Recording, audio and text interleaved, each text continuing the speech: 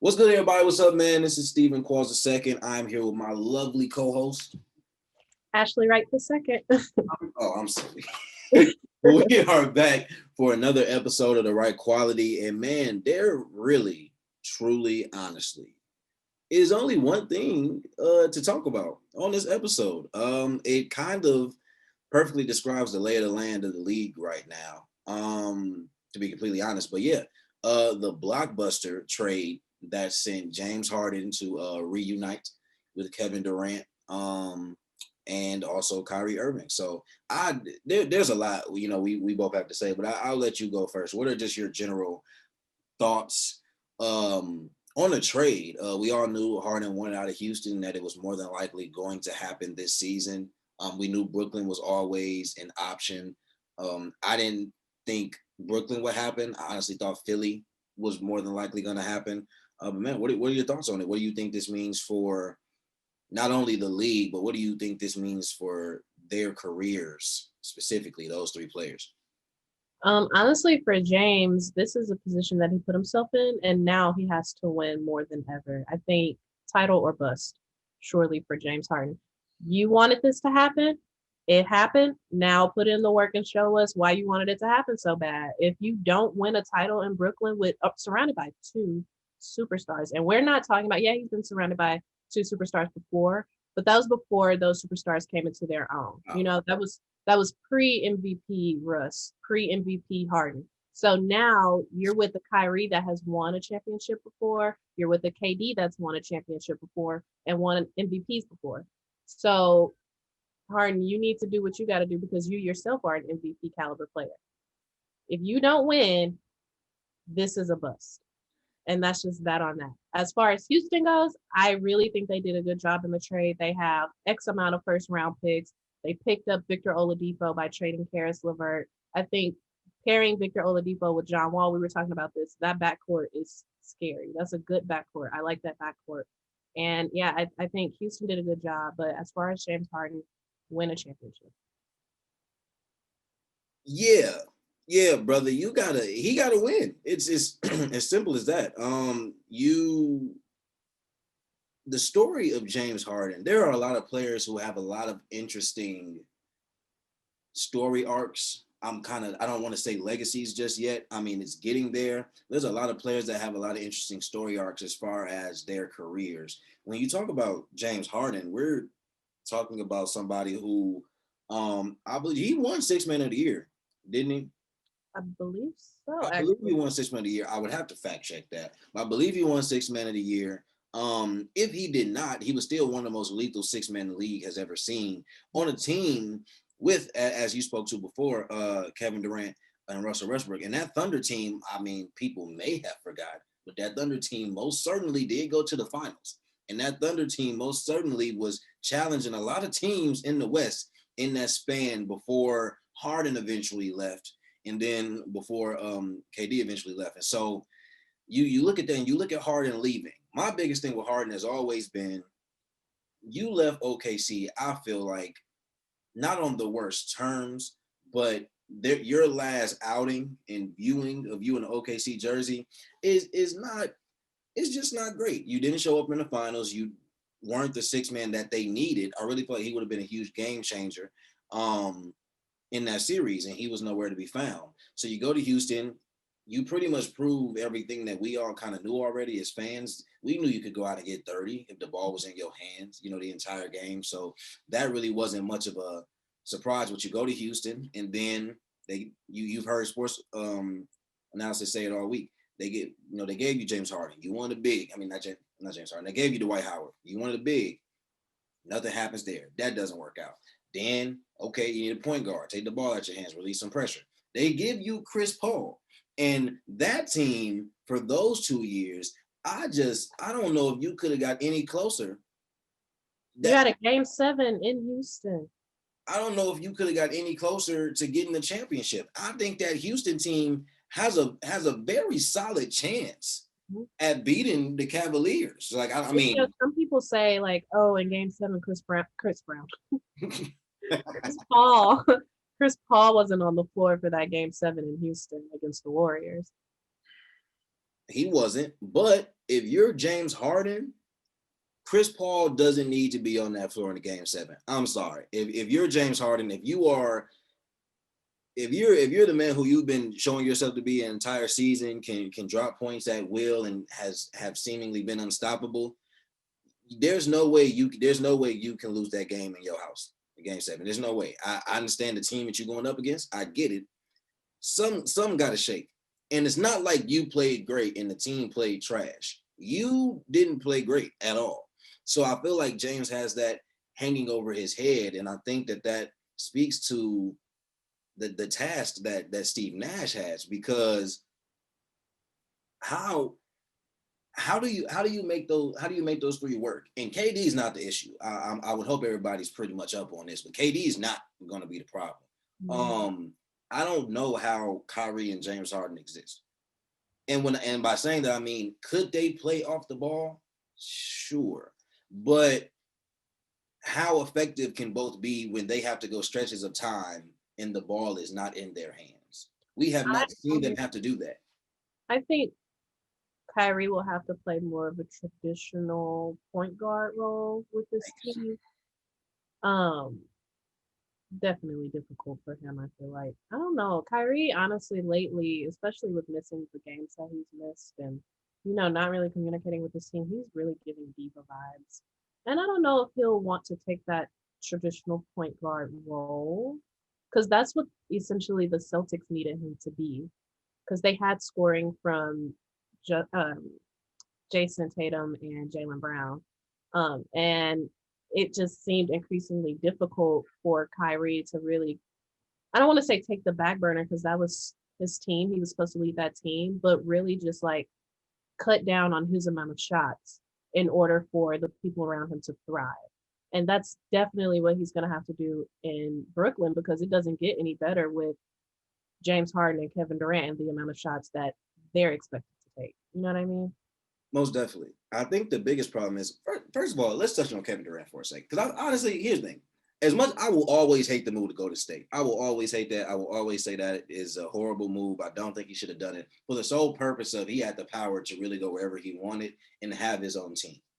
With all that being said, I, I've been thinking about this all week. I genuinely don't know if there's a more dangerous scorer than Kevin Durant in the history of basketball. I genuinely do not know, because talking about somebody that can legitimately score on all levels and is as lethal at each level. How many 7-footers are hitting hezzy pull-ups from 30 feet out? We're not seeing this. Because I had a debate in my head. I said, who's the more lethal scorer, KD or Melo? And you know how much we love Melo here. But I had to be honest. I said, as much as Melo is one of the most complete scorers we've ever seen, I don't know if he is as dangerous as Kevin Durant is, because of the fact that Kevin Durant is 6 feet, not 7 feet, with guard handles, can pull up from 30, 35 really comfortably, and makes a lot just look real easy. So again, with all that being said, KD, you can throw KD into any system, as we saw happen in Golden State, and then be super effective. But in this team with Brooklyn, the thing is, KD doesn't need 20 shots to get 30 points. KD can get his 30 off 10 to 12 shots and go into the line maybe 3 or 4 times and be super efficient. The other two, Harden and Kyrie, they are not as efficient. And that's where I feel like that's really what they're going to have to figure out. Kyrie is not a traditional point guard. Kyrie, in my mind, really is not necessarily a point guard, if we're just being completely honest. Kyrie is a scoring guard in a point guard's frame body. Kyrie left Cleveland because he did not want to take the back seat. I mean, you can make other arguments. He knew Brown was going to leave, whatever the case may be. At the end of the day, Kyrie felt like he could lead a team. So I wonder what the approach is going to be to tell him, so look, got KD here, got Harden here. We know you, Kyrie, but we need you to, Steve Nash is really going to be like, channel me. play like I did. Here's the thing. Kyrie's game has not evolved yet. But the thing is, when it does, Kyrie could be just as lethal, if not more. So when you say it hasn't evolved yet, what do you mean? when I say his game hasn't evolved yet, I mean Kyrie has not figured out how to play without being dribble heavy. It's kind of similar, but the difference is, so when you look at somebody like Russell Westbrook and you look at the way that he plays, and we all have come to the point where like Russ has to play that way to be effective. If he's not playing like that, if he's not playing high motor, it's almost like you're not getting the same player, so it's not the same effect. Kyrie, on the other hand, I don't think Kyrie has to play that way to be effective. He doesn't have to always have the ball in his hands. Kyrie is he's not a marksman by any means, but he's a very efficient shooter. I would say. Not saying that he should only be spot up, but you can play more off the ball. And for a person like Kyrie, that makes you even more lethal because if you have let KD be ISO, like because ISO nobody can stop KD. Not that many people can stop Kyrie, but if I'm picking one or the other, I'm going with KD first. And probably the same with James. They're all up there, but I still think that's damn near probably the order. With that being said, if Kyrie can learn how to play off the ball and pick his spots from there, as opposed to needing the ball to do that, I still feel like he could get his same. He may not get the same touches, but I don't see why he wouldn't be able to put up close to the same amount of points. Maybe not on a night to night basis, but he'll always be that threat, a threat that you have to respect. But somebody's going to have to take that role. KD doesn't have to and shouldn't have to, honestly, because he's the best player on the team. Harden, I feel like, needs to be catered to more in the sense of the effectiveness of him having the ball, because Harden also is a great passer. Harden's more of a point guard in a lot of ways than Kyrie is, if I'm being 100% honest, in my personal opinion. But it's a matter of whether Steve Nash can really get into Kyrie's head to see that. But I also don't know if Kyrie is in a space to let his game evolve like that. When you look at the way Bron's game evolved over time, the way Kobe's game evolved over time, you look at a lot of players, their game evolved where you it's about skill, but Bron had to develop a post game at some point. How long in LeBron's career, in the first 8-9 years of his career, was he like Bron needs to get a post game? And then he finally got it. Kobe eventually, well, Kobe always had a post game, but even Kobe more and more learning how to pick his spots, learning how to be more effective without needing the ball 24/7, knowing how to play off of people, especially when he had that team with Powell and Odom and Ariza and all of them. So if Kyrie doesn't do that, I don't know how this Nets teams work. They're scary as hell on paper, but that means nothing when you got to beat a team 4 times. No, last tidbit. So in the trade, I hate that the Nets gave up Allen and LeVert. I do hate that. So they were able to keep Joe Harris. They were able to keep Shamet. So they were able to keep solid pieces. And the fact that Dinwiddie is injured, but supposedly might be coming back at the end of this year. Who knows? If he does come back, that definitely changes the dynamic as well. But also, how does he fit? Um, I think the best part of this trade was the LeVert Oladipo trade after the fact. Yep. Um, I don't think Oladipo was going to thrive in Indiana, and especially the way it's looking now with the way Brogdon is playing. But LeVert, I feel like, is going to really, really come into his own there. Yeah, There's I'm no excited for Karis in that role. very. I've been Yeah. a fan of LeVert since the Michigan days, so it's like giving him that opportunity to have the ball in his hands more, to actually be able to do more and not be playing behind 2 superstars, um, will benefit him immensely. And I think, like you spoke to earlier, Vic being in Houston, playing alongside of John Wall, I think if you can maybe get another shooter or two to surround both of them with, since neither of them are strong shooters, um, that's a decent team in the West. I don't know how scary they are. But Christian Woods is a baller. You still got Boogie coming off the bench, and they probably can get to us. They probably can get out the first round, depending on where they seed and who they play. They potentially, if they fell into that 6-5 range and played a Yep. 4-3 seed, Yep. they could maybe do some damage there. So like I agree with you. Houston definitely, um it was hard to say they won, but they did good for themselves in the Yeah. trade for sure. Yep. Definitely. And then we don't know what these first round picks are going to turn into. So it's definitely looking really, really up for the Rockets down there in Houston. Do you How do you feel about the way Harden left Houston? Honestly, I don't feel negatively about it. I think at the end of the day, Harden felt like, I've done what I can do. I'm not going to say he did everything he could do because, like we mentioned before, there were game sevens that he could have won, especially the one that was in Houston, regardless of Chris Paul's status. Um, but when you get to the point where you feel like, okay, personally, I feel like I've done all I can do, and it's just time to move on. I respect that. I can do nothing but respect that. The situation wasn't going to get better from that point.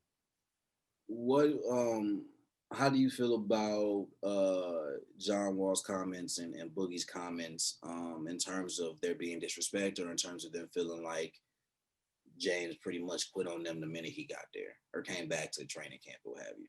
Well, we know Boogie's not soft spoken by any means necessary, but as far as John Wall, I don't know. I felt like that comment was just adding fuel to the fire.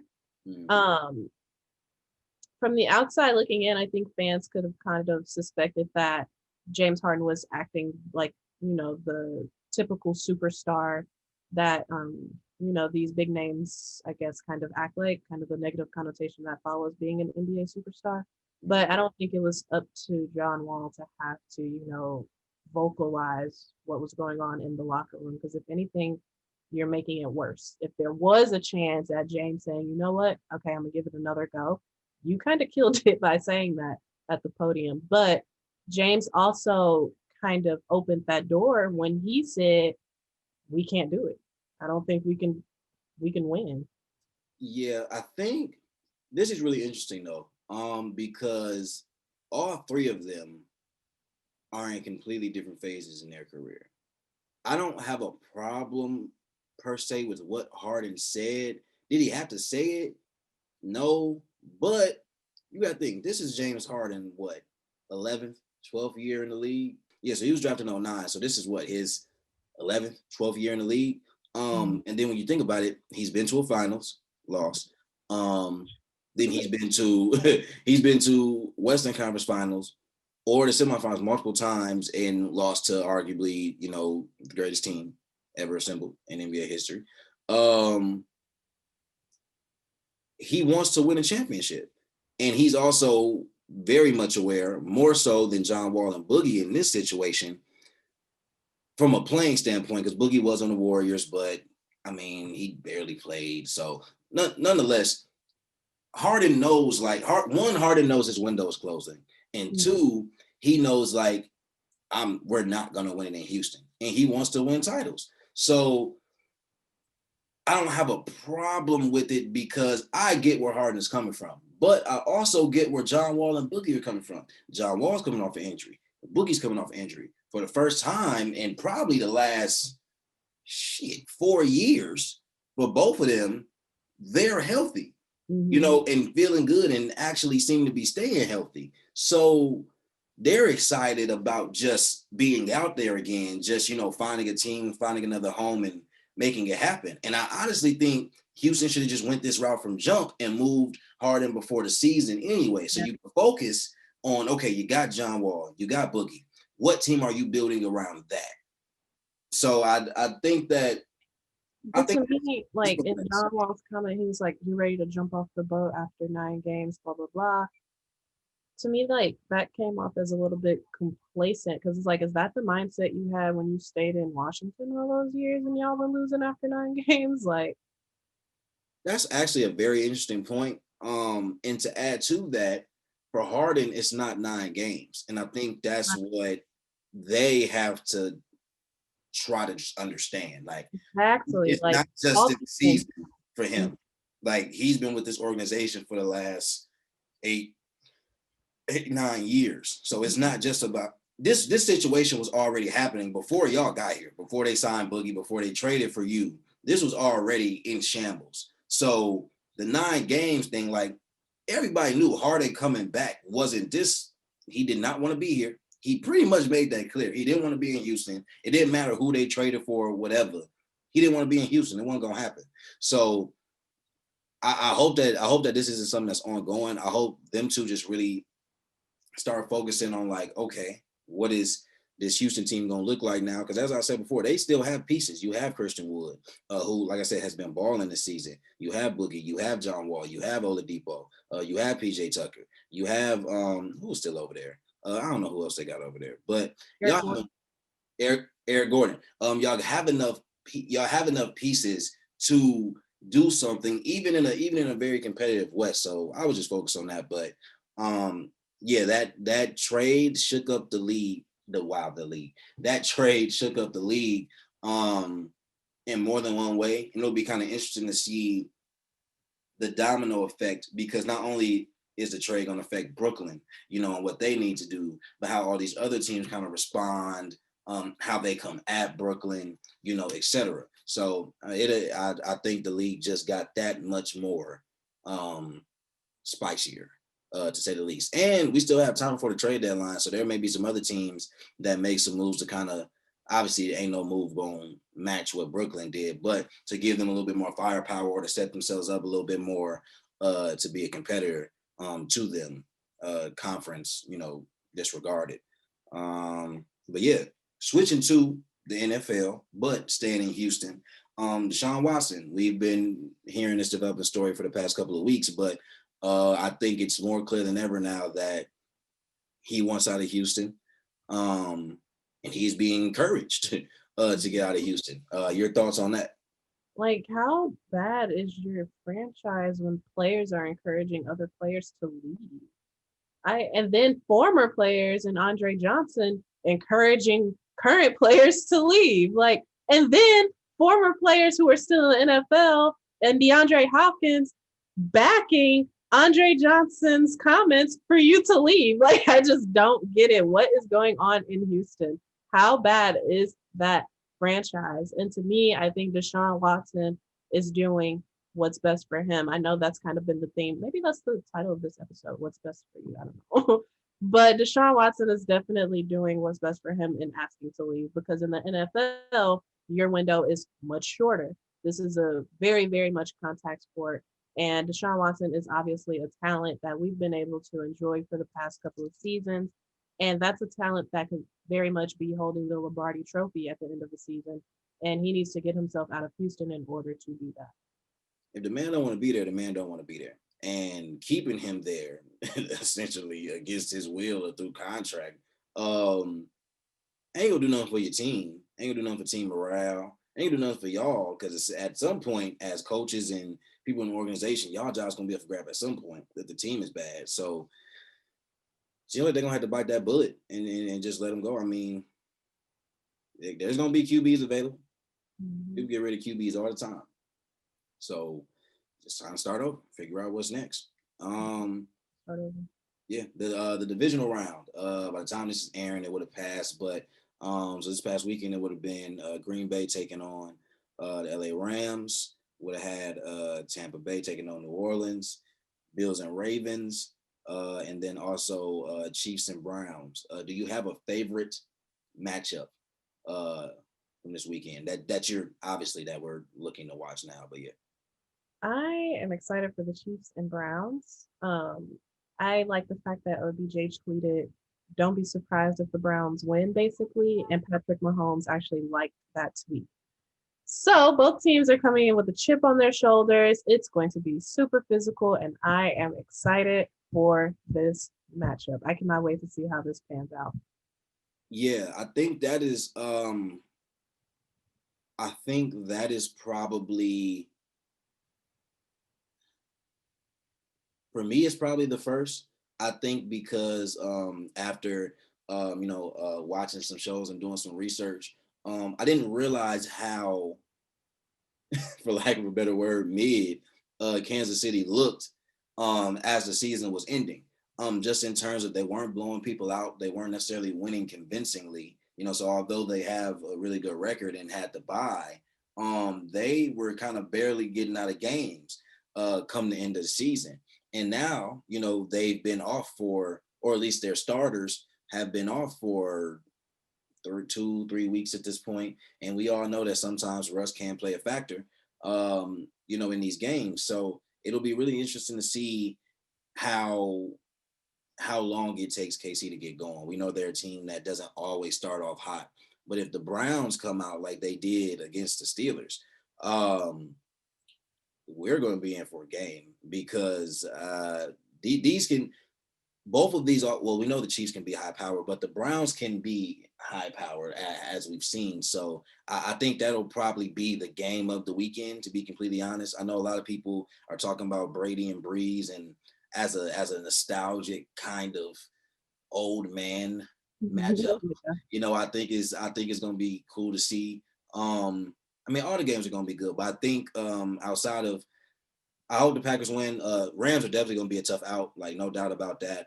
I think the Packers have it, but the Rams will be a tough out, and the Packers going to have it together for sure. But that Bills and Ravens game, it, Yeah. it's huge on so many levels because when you think of Josh Allen, when you think of Lamar, when you think of what they both kind of have to prove, when you think of what both teams are looking to prove, that's a huge game over there in the AFC. Probably I would call it the it's probably the most crucial game of the weekend, just all things considered. What do you think about that? Yeah, I agree. Both of those quarterbacks are explosive. They're fun. Their offenses are just as explosive. But then you go to the defensive side of the ball and they don't lack either. This matchup is definitely going to be, I think it's going to set the tone for whichever team wins because that's huge momentum winning a Yeah, game. yeah. Are you picking your winners? Okay. I think I think the Bills come out on top. Mm, It's gonna be a very hostile environment. Bills Mafia is basically kind of also like the 12th man for Seattle. And then you go to the let's see, the Chiefs Browns game. I'm going with the Chiefs. Brady Breeze. I'm gonna go with Brady. I'm gonna go with Brady. And then the last game, Packers Rams. I'm gonna go with the Packers. okay, great. That's The Packers.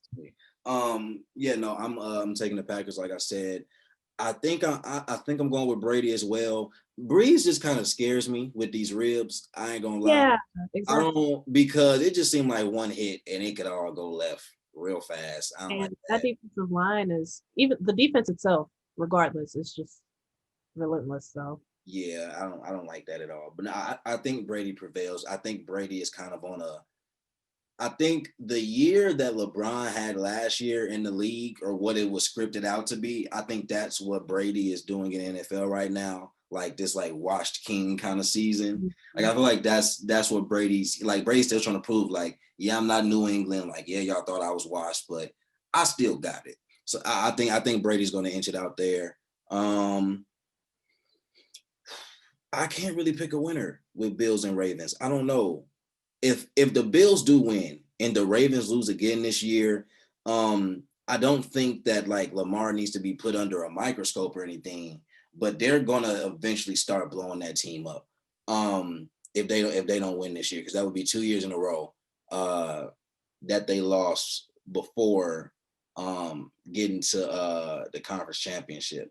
And we're talking about a team that last year, if I'm not mistaken, had the best record in the league. Baltimore did. And then this year still has explosive, not the same record, but still is explosive, still pretty much the same team intact. And yeah, if they don't get it done, it's gonna be a lot more looking at Lamar. Like unless he is just stellar and it proves to be the defense's fault or whatever the case may be. There's gonna be a lot of eyes on Baltimore if they don't win that game. I think more eyes than if the Bills don't win. mm, Um, but but yeah, and then Chiefs Browns. It's the Chiefs, but let me say this: if the Browns do win, I will not be surprised, and I don't think that the Browns. I think the Browns could potentially win a shootout. It's going to come down to if they can stop Patrick Mahomes at least once. Once he gets going, that's what it's going to be. Um, I think it's going to be a shootout though, regardless. I do think the Chiefs more than likely will prevail. I just hope they don't shoot themselves in the foot early in the game. So so yeah. solid. But yeah, no, it's gonna be a crazy weekend. Crazy weekend in the NFL, man. The season, NBA season is heating up, so there's a lot there. But yeah, I mean, it's Brooklyn. think will be an ongoing conversation, I'm sure, getting closer to the Super Bowl. So we'll see how these games play out. Hopefully, when y'all are watching this on Monday, hopefully our predictions were correct and we don't sound super crazy up here talking about what we think gonna happen after it's happened. Man, this has been another episode of the Wright Quallity podcast. If you have any thoughts on Brooklyn, anything you feel like we missed, anything that you want to add to what we said, please let us know in the comments. Also be on the lookout for What's Right and Quality Control. That will be happening weekly. We are bringing those segments to you, just hitting you with everything, bangers, all that good jazz. And yeah, I'm really hoping that 2021 is the year that I can celebrate, bro. Wow. Celebrate. Yeah, we're keeping hopes out. We'll see. I'm just praying daily.